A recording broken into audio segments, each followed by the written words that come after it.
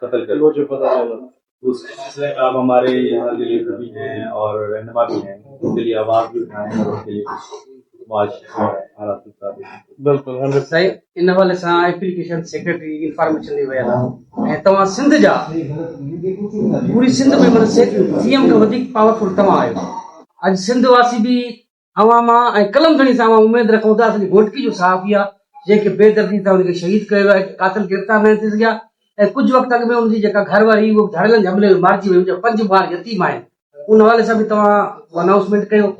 اصل یہ اواں ضلع جو ایشو ہے اسا سب قلم کھڑی اواں جا آیوں تمام اصل مالکی رکھو کیر کر انشاءاللہ پہ ساتھیوں آئن ماضی میں انہوں نے تاں سا گڈ بیٹھا آیوں اج بھی تاں سا گڈ اگنا بھی تاں سا گڈ آیوں اور ان کے ماں ॾिसां थो फॉलो अप कयां थो. मुंहिंजी पहिरों बि ॻाल्हि थी हुई लेकिन ऑब्वियसली हाणे चीफ मिनिस्टर साहब जा पंहिंजा पावर्स आहिनि ऐं उन्हनि खे मां रिक्वेस्ट करे सघां थो. मां उन्हनि जो हिकिड़ो मेंबर आहियां टीम जो ऐं मां ज़रूरु इहा ॻाल्हि जेकी आहे पंहिंजे सहाफ़ी लाइ चेयरमैन बिलावल भुट्टो ताईं बि पुॼाईंदासीं त जेको आहे उनजे घर खे उनजे घर वारनि खे इंसाफ़ मिली सघे.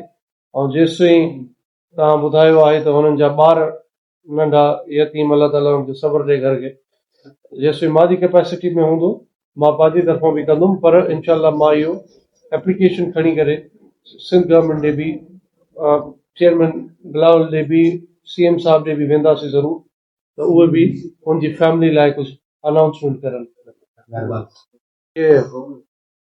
सभिनि खे ख़बर आहे त हिन दफ़े लास्ट टाइम असां इन फ्लड ऐं रेन इमरजेंसी जे हवाले सां मीटिंग रखीसीं ऐं जेको पहिरियों स्पेल थियो हुयो उनजी तव्हांखे पूरी ब्रीफिंग असां ॾिनीसीं लास्ट टाइम हिते डिस्ट्रिक्ट कमिश्नर हाउस ते ई ऑफिस ते ई.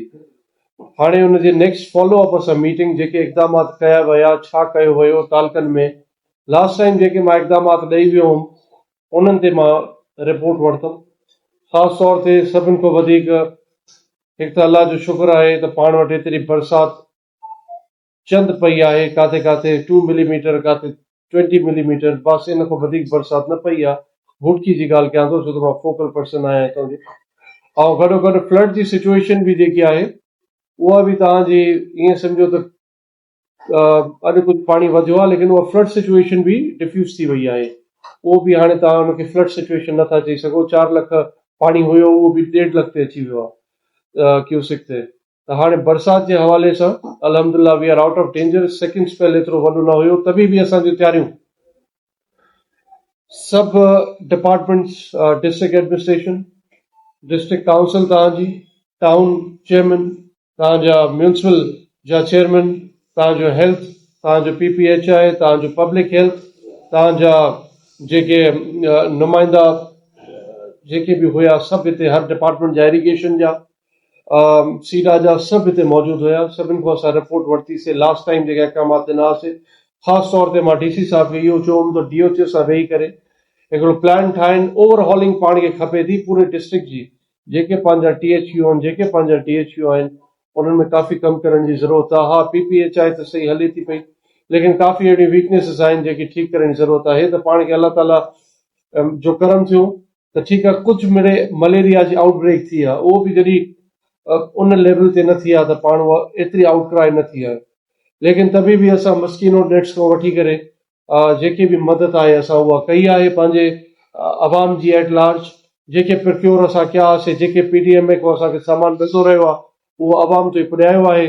जिते जिते पाणी बीठल हुयो पंहिंजे तालकनि में उहो निकिरी चुको आहे. हा हाणे हिते दोस्त काफ़ी चवंदा त असां पब्लिक एट लार्ज खे ॾिठोसीं उनजो इंट्रस्ट जेको हुयो हाली पब्लिक एट लार्ज जो इहो हुयो त जेके जेके असांजा अर्बन एरियाज़ आहिनि उन पाणी कढियो. रूरल में ज़मींदारी खे ज़मीननि खे नुक़सानु थियो आहे उन लाइ ग्रैंड प्लान असां ठाहियो आहे. जेसिताईं सिम नालो न ठहंदो हिन तव्हांजी डिस्ट्रिक्ट में इहो पाणी जी नेकाली जो सिस्टम सही न थींदो. असां उन ते कमु कयूं था ऐं इनशाला फ्लड सिचुएशन मां तव्हांखे ॿुधाए वियुमि त उहा बि कंट्रोल्ड आहे. शैंक बंद जी बि PC बंद ठहे थी पई उन ते बि इनशाला फेडरल कमीशन वारनि सां उन्हनि जी इरिगेशन वारनि जी मीटिंग आहे. उन खां पोइ शैंक बंद जो वरी कमु बि थींदो. हाली उन ते बि एतिरो को डेंजर न आहे न अहिड़ी सिचुएशन आहे. हा बाक़ी यूनियन काउंसिल्स में रूरल एरियाज़ में सभिनि खे इहो अवेयर कयो आहे असां त सभु जेके मेंबर्स आहिनि उहे पंहिंजा डी वॉटरिंग पंप्स वठनि उहे पंहिंजियूं बि कुझु मशीनरी प्रिक्योर करनि जीअं असांखे इहा तसल्ली हुजे त न कि छड़ो वार्ड में तव्हांजा म्यूनिसिपल्स में या तव्हांजे टाउन्स में हर को सेफ आहे, बल्कि यूनियन काउंसिल में यूनियन चेयरमैन बि जेके आहिनि यूनियन काउंसिल जा, उन्हनि बि पंहिंजी मशीना प्रोक्योर कयूं आहिनि। उहे बि हाणे डिस्ट्रिक्ट एडमिनिस्ट्रेशन ने नथा ॾिसनि, उहे बि हाणे पंहिंजो ख़र्च करे, छो त उन्हनि जी हाणे रिलीज़ अचण वारी आहे, उहे पंहिंजूं मशीन वठनि। त मां I am very quite satisfied, जेको कमु आहे अलाह जी महिरबानी आहे। ख़ासि तौर ते हा बिजली जो मैटर आहे, उहो जाते काथे मसला मसाइल आहिनि, शॉर्टेजिस आहिनि, कोशिशि सेप्को वारा बि करनि था पिया। ऐं लास्ट टाइम बि असां पुलिस खे बि इहो चयो होसीं त उहो कोशिशि इहा वठनि त उन्हनि खे थोरो कुशन ॾियनि, थोरो उन्हनि जो ख़्यालु करनि, माण्हुनि वटि उहे वञनि था त उन खां पोइ थोरो असांखे शयूं बहितर नज़र आयूं आहिनि, लेकिन शॉर्ट फॉल आहे। इहो ओवरऑल ब्रीफ आहे। बाक़ी मां सवाल फर्स्ट टाइम तव्हांजी ब्रीफिंग बि कई, पहिरें वटू साहब जे दौर में असां घुराईंदा हुया, मूंखे ॾाढी ख़ुशी थी तव्हांजो एॾो चेक एंड बैलेंस आहे। ऐं नो डाउट त तालकाज़ में बनिस्बत पोएं ईयर्स खां जेको पाणी बीठो जल्दी निकितो, इहो तव्हांजी गुड मैनेजमेंट आहे, असांखे एप्रिशिएट कयूं था एडमिनिस्ट्रेशन खे बि ऐं ख़ासि तौर ते DMS खे। थैंक ॿी ॻाल्हि इहा त नो डाउट रेन बि थी थिए।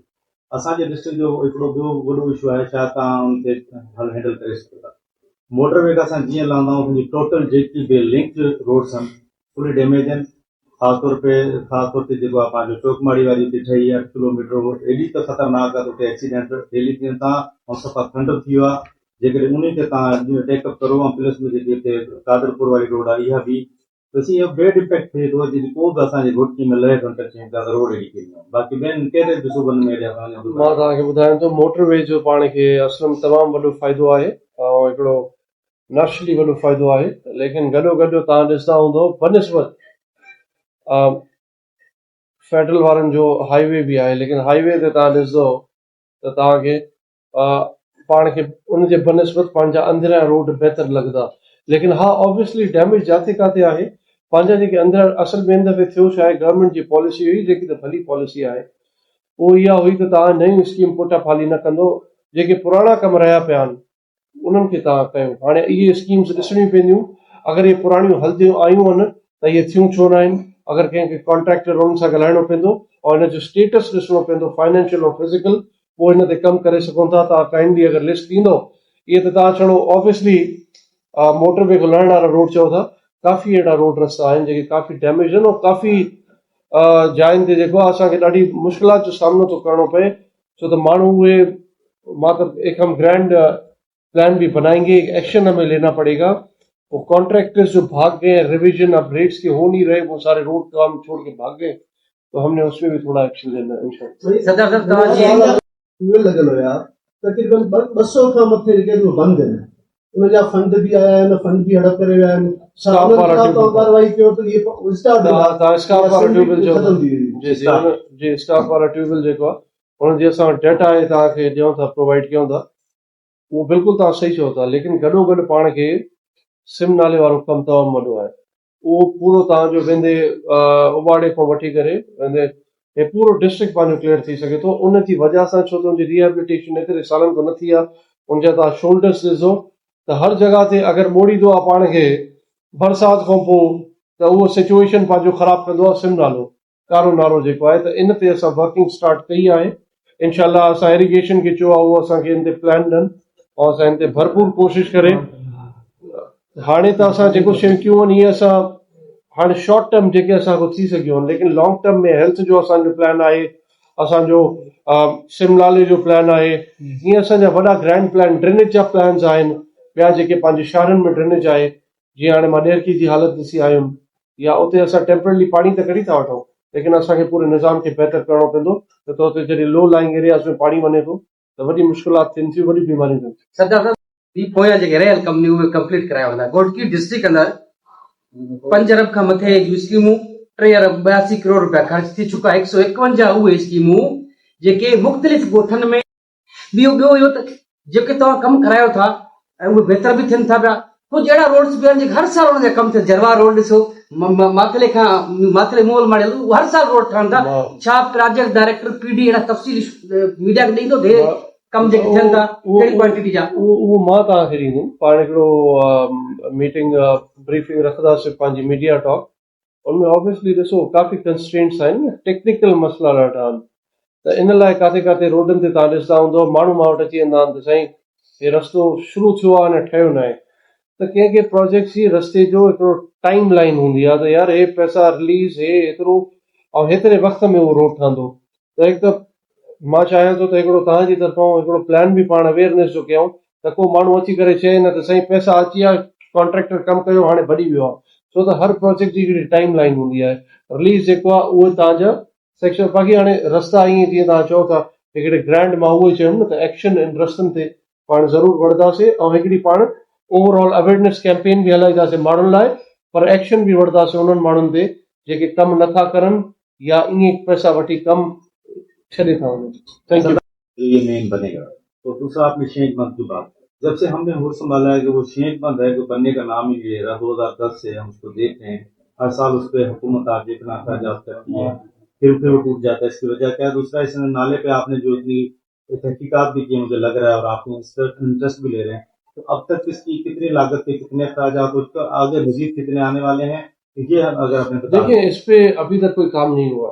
मतलब वही मैं आपको बता रहा हूँ कि इतनी बड़ी चीज कैसे मिस हो सकती है। लास्ट टाइम भी सबसे बड़ा थ्रेट हमें यही था पूरे डिस्ट्रिक्ट में, इसलिए मैंने इन्हें कहा है कि अर्जेंटली हमें इसका पूरा प्लान दें, ठीक है जी, नंबर्स फिगर सारे हमें मिले और हम इस पे जल्द में जल्द, ये एक बड़ा थ्रेट है हमारे लिए, तो हम जाके और सीएम साहब से रिक्वेस्ट करें कि ये हमारा जल्द से जल्द काम हो, जैसे हमें बरसातों में फिर घबराने और डरने की जरूरत नहीं पड़ेगी, ये बड़ा थ्रेट एलिमिनेट हो जाएगा। अच्छा सर, आप पूरे डिस्ट्रिक्ट से सवाल करते हैं तो इनके प्रेस क्लबों के लिए भी आपको खुसूसी तवज्जो दें।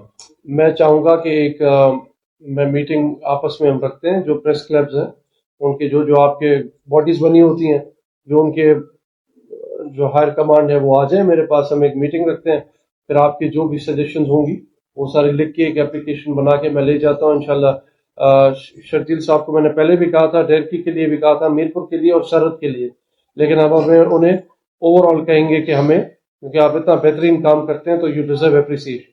Thank U. से असां अनुरोध ॾिनोसीं जेके बि असां कलम खणी आया आहियूं सो उमेद रखूं था शहीद मोहम्मद